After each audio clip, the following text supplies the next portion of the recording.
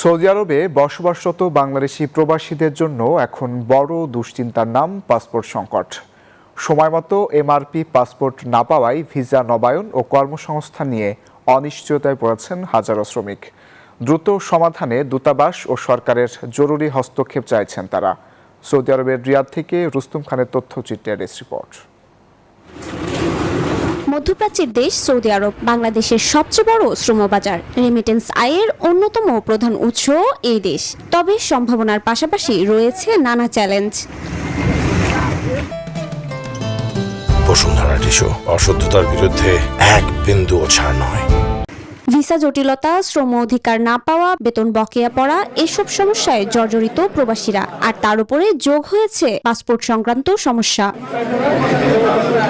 সম্প্রতি সেই পাসপোর্ট সংকটই ভয়াবহ রূপ নিয়েছে। অভিযোগ উঠেছে দূতাবাসে 4 মাসেরও বেশি সময় ধরে জমা পড়ে আছে এমআরপি পাসপোর্ট। ডেলিভারি বন্ধ থাকায় এ পরিস্থিতি। আকামা নবায়ন, ভিসা প্রক্রিয়া, চাকরি ধরে রাখা সহ সবকিছুই এখন ঝুঁকির মুখে।